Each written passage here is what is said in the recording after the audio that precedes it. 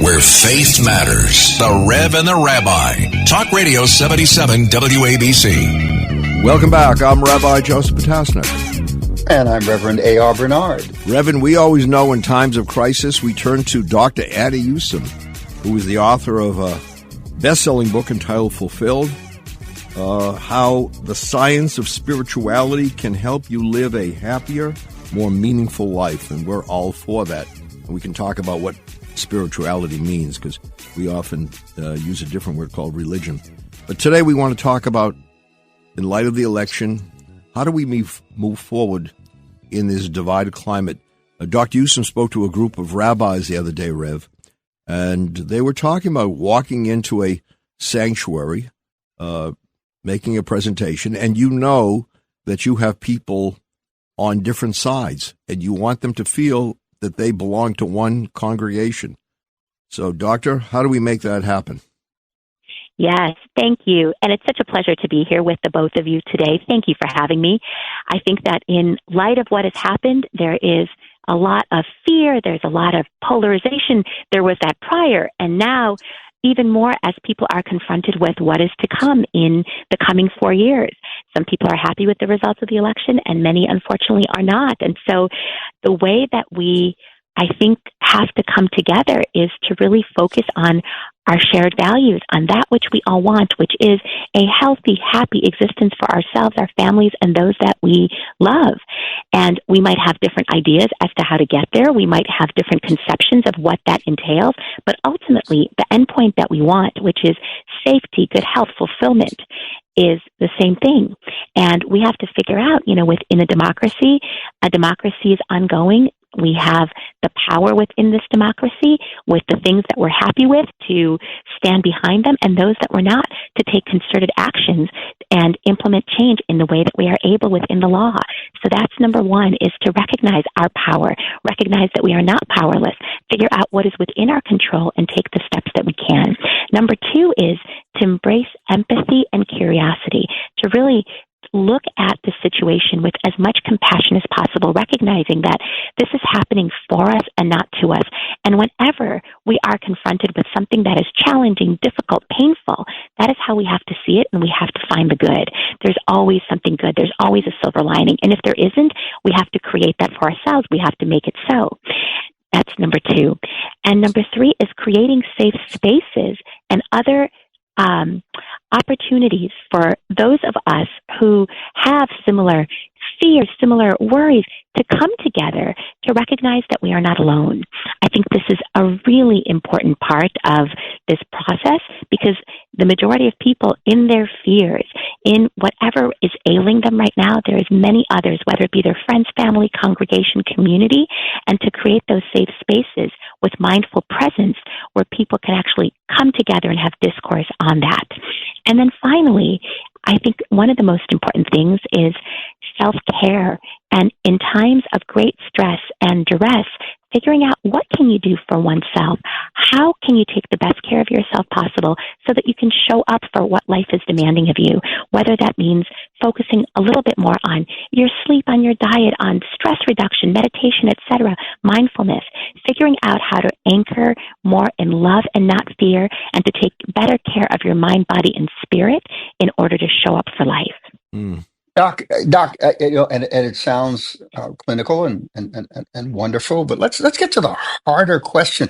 You have a large portion of the American population who has been traumatized by losing this election. They were emotionally tied to it, psychologically tied to it. And then I want to go to those who won the election and how they should conduct themselves. But let's speak to those who are dealing with the trauma of loss. This is like grief of losing a loved one or something, because of how emotionally charged this whole election cycle has been. What do you say to those who have been traumatized by the loss of this election?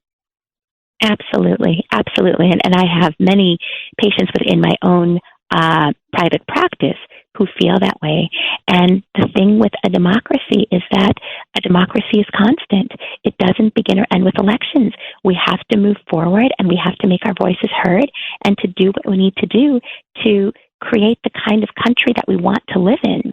So this is, there's a beautiful David Seth Kirshner posted something on Facebook that Rabbi Potasnik sent me, and I really, really loved some of his words.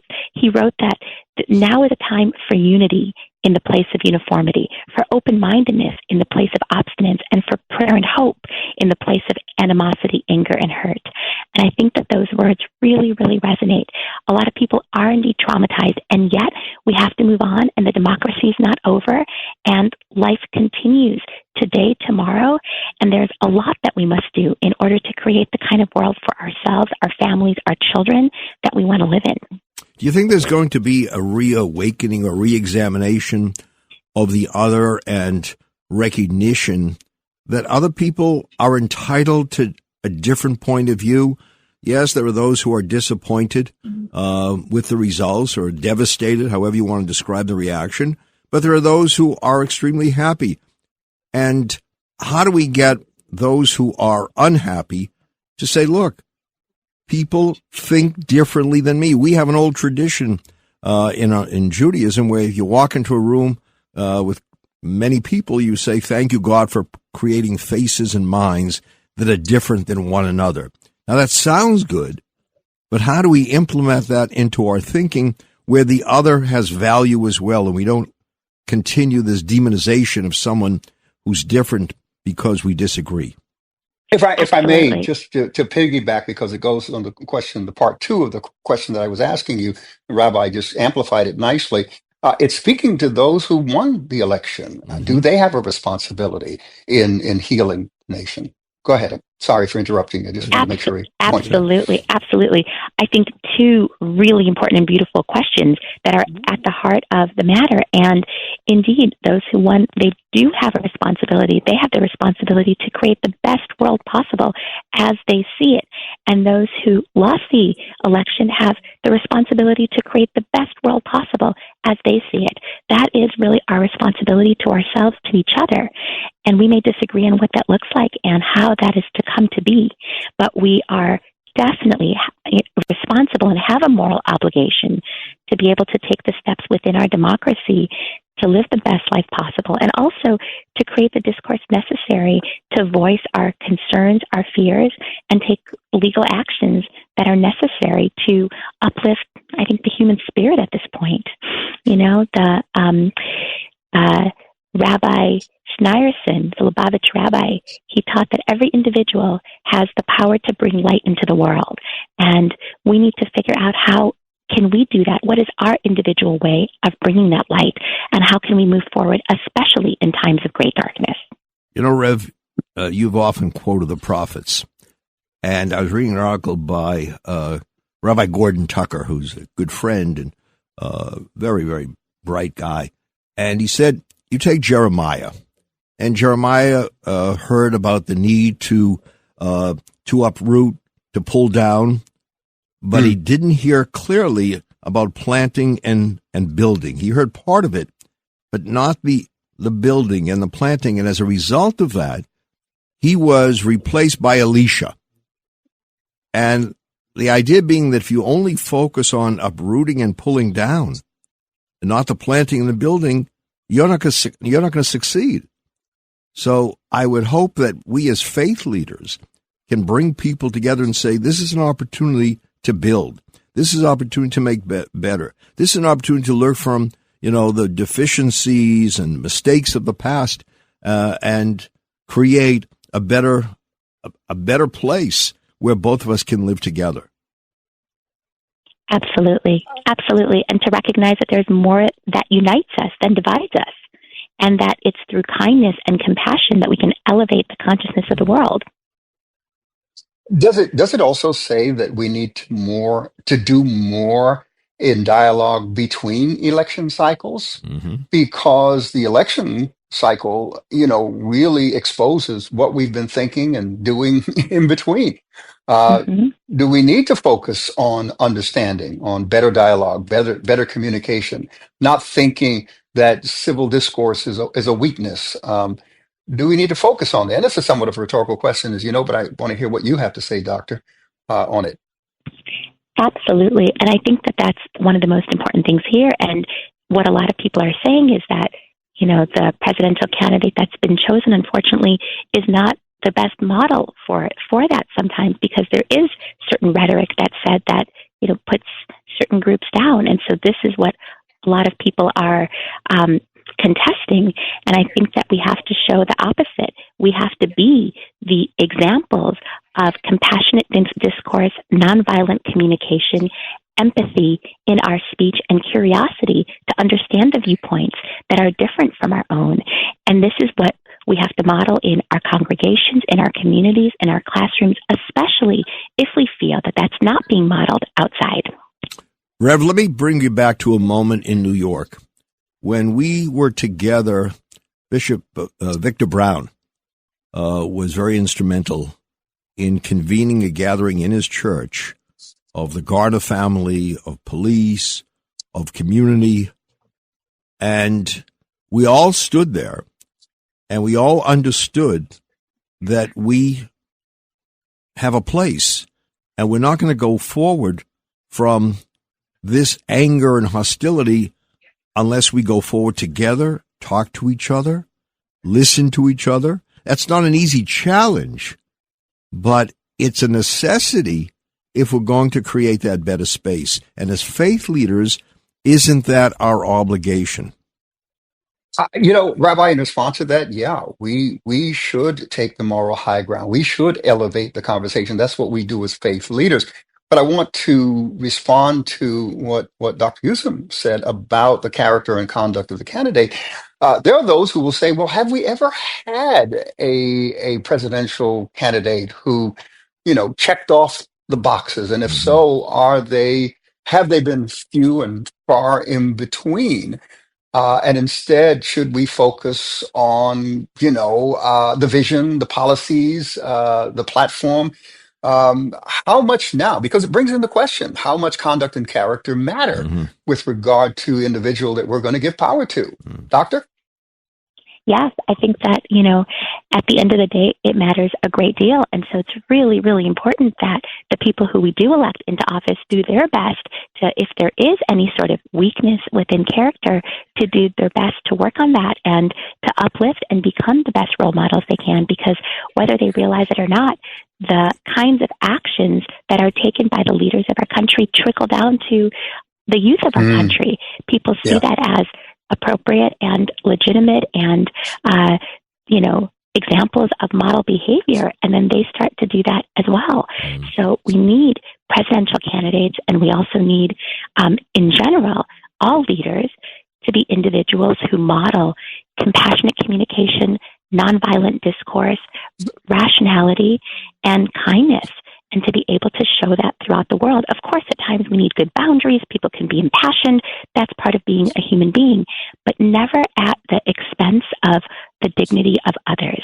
The dignity of others has to be uplifted by the leaders of our country, and that's why we elect them. Yeah, how do we get that over to social media, right?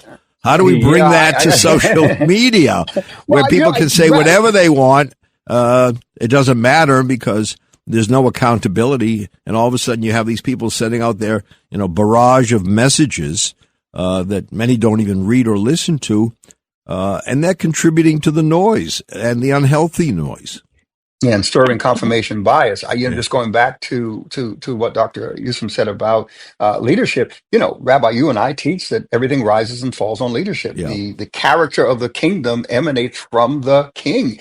And I don't know, Dr. Yusim, if we're talking trickle down here. I think it's a lot more. I don't think it's trickling. If it was trickling, I wouldn't mind. I would be so alarmed. I think there's more. How do you respond to that? Doctor, hold that thought, because we're going to take a break here and come back with more of the Rev and the Rabbi in discussion with Dr. Anna Yusim. Yeah, so stay tuned. We'll be right back. Reverend A.R. Bernard, Rabbi Joseph Potasnik, the Rev and the Rabbi. Talk Radio 77 WABC and the all-new WABCRadio.com. Welcome back. I'm Rabbi Joseph Potasnik. And I'm Reverend A.R. Bernard. And we continue our discussion with Dr. Anna Yusim, author of Fulfilled, How the Science of Spirituality Can Help You Live a Happier, More Meaningful Life. So, to back what we're talking about, you think character is important or less important now than it's been in the past? Do people really feel it's a priority, or is, as the Rev said, policy über alles, and the heck with character? Yeah, it's a great question. I think character is more important than ever. I think that we have a mental health crisis right now in our country, and part of that is because there is lack of role models and lack of individuals who can show people what to do and how to handle very difficult times and challenges. And that's why we need individuals and leaders to step up to show how to transmute darkness into light, essentially, how to transmute feelings like hatred, anger, states like polarization, polarity, into kindness, compassion, wisdom, courage, and to be able to live from that space. You know, just recently I was speaking in Bhutan at the Bhutan Innovation Forum, and they were talking about the principles of enlightened leadership. And this is a country, a tiny little landlocked country of 700,000 people between China and India, a tiny country. And they talked about the three qualities of enlightened leadership that I think are actually so valuable and important here. And they talked about those being courage, wisdom, and compassion taken together with selfless service. And so wisdom is actually beyond knowledge. It's the ability to see the future. But without courage, you don't act on what you see and remain in stagnation. But if you act without compassion, you become an authoritarian dictator. And so you need all three of those things: courage, wisdom, and compassion, taken with selfless service. And these are the qualities and that I hope the character of our leadership will hold. That's good. I like that. Yeah. Selfless service. But unfortunately, we're more driven by self-serving. Understanding that, we want power, and we want that power to service us in some way. You said we're in a national crisis due to lack of role models. Have we gotten to the place where winning is more important than character and conduct? I think that it certainly feels like that, right, during these elections. But even though it feels like that, that's certainly not the case. And at the root of everything is character and choices, and empowering people to make really, really good choices on their own, choices regarding their own lives, their own day-to-day, and how they're going to treat other people within their community that are similar to them, and other people who may be of different socioeconomic class, racial class, religion, etc., to be able to have a society and community of peace and compassion, as opposed to something where we are pointing fingers and blaming without really understanding. Yeah, that ugly rhetoric. Dr. Journer, Rabbi, if I may, Sure, I'm sorry, sure. but because you keep stimulating questions in me, because during the break, you made the comment during the break to Doctor and I that half the country, and you're going based upon the vote, half the country doesn't want character. Is that really true on the ground where that half of the country experiences life? I don't know if they don't want character, but it's not the number one concern is policy. We have to change policy. That's the first box we check. Character further down. Doctor? Yeah, I mean, I think that at the end of the day, character plays a very significant role in, the influence that the candidates have ultimately. And let's actually talk about the specific aspects of character that people are looking for. They're looking for trustworthiness, integrity, leadership qualities like empathy, resilience, accountability.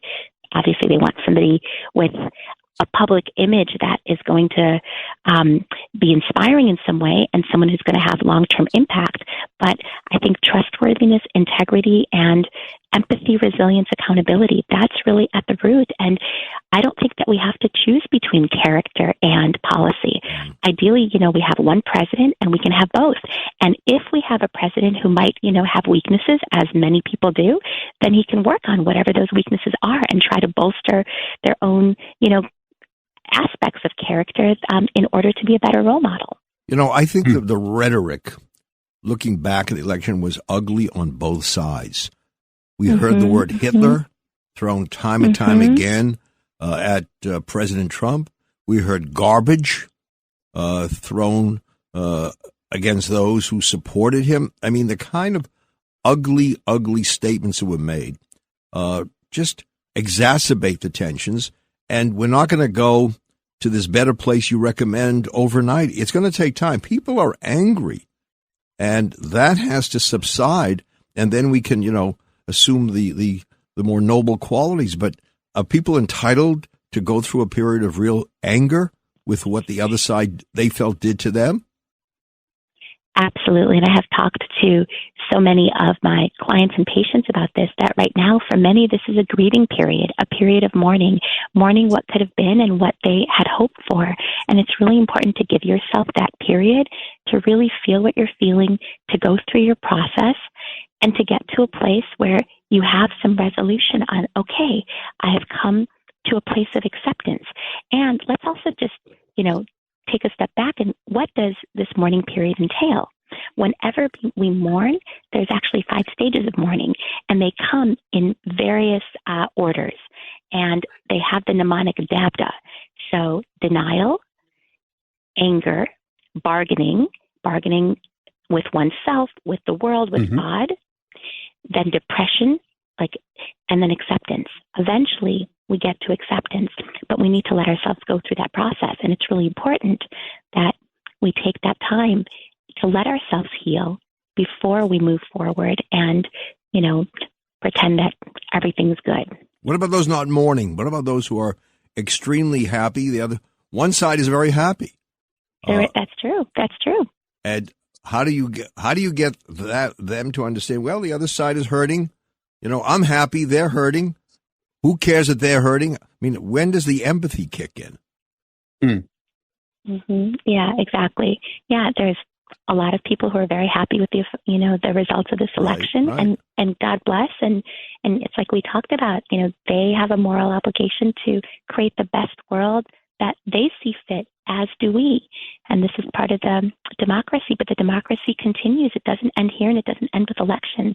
Tomorrow is a new day, and we all have a responsibility in doing what we can to make our country the best country that we want to live in. Rev? Yeah. Go ahead, Rev. I saw someone who said, change occurs throughout election periods. We remember there was a Reagan Revolution, followed by the Clinton Revolution, followed by the Bush Revolution, followed by the Obama Revolution, right? The Trump Revolution. In other words, we don't stay fixed in one period with one candidate or, followers winning time after. There are changes that happen. So, you can celebrate the moment, but realize there are other moments with different leaders. So, that's why we need to continue to have this communication with one another, because ultimately the solution is found working together. Doc, would you say that people are generally afraid of change because it disrupts stability, continuity, established traditions? Do we feel more comfortable when things continue the way they are? Or do we fear change? Let's put it that way. Are we afraid? Yeah, I think that, we as human beings often will seek comfort and stability. But oftentimes those two things, there's comfort and stability. And then on the other side of that is growth and transformation.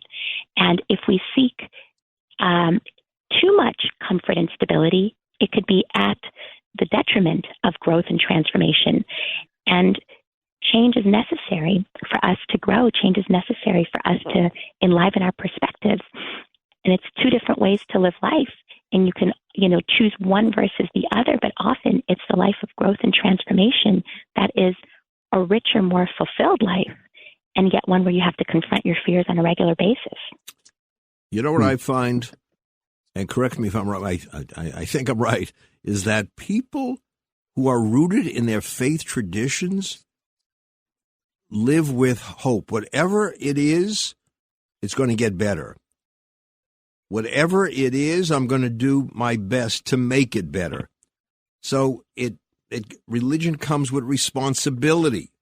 And I find that people who are committed to a particular faith tradition, no matter what it is, see the bigger picture, see the whole, see that we are our brother and sisters keepers. I do have a responsibility. It's not just that parochial view. Am I right on that?